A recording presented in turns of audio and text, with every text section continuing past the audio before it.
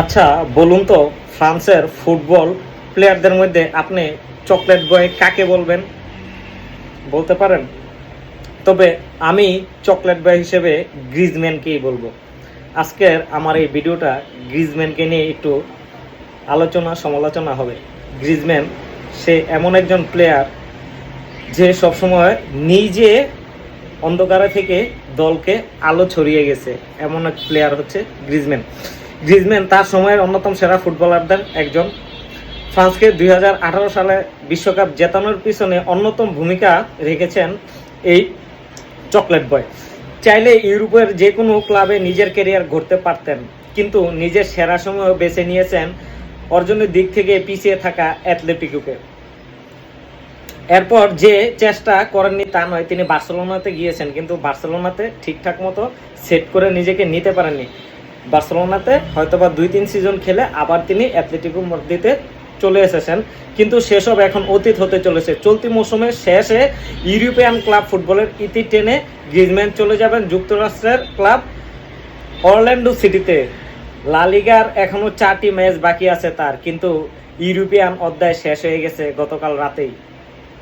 সত্যি মানে আমেরিকার লিগ, মেসি বর্তমানে যে লিগে খেলতেছে ওইটাকেই বলা হয় MSL league.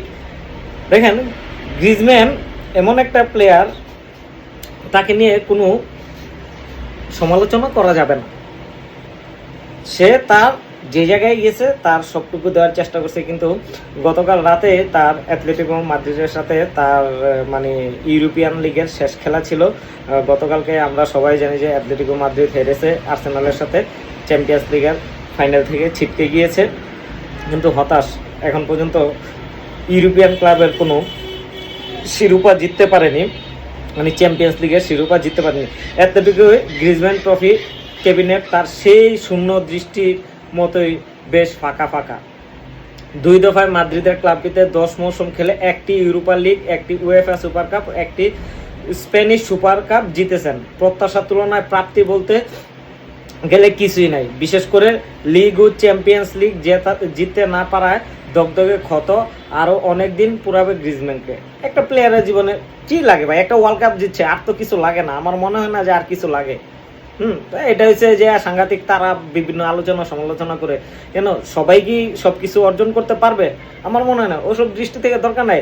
Griezmann has a chocolate boy, তার খেলার ধরন, স্কিল সবকিছুই আলাদা প্রত্যেকের থেকে। বর্তমান সেশনে যদি মেসি রোনালদো না থাকতো তাহলে গ্রিজম্যান তাদের কাতারে চলে আসতো। এমন না যে তার খেলা খারাপ, অবশ্যই তার খেলা যারা ভালোবাসে, গ্রিজম্যানকে যারা ভালোবাসে, তাকে আজীবন মেসি রোনালদোর মতো ভালোবেসে যাবে।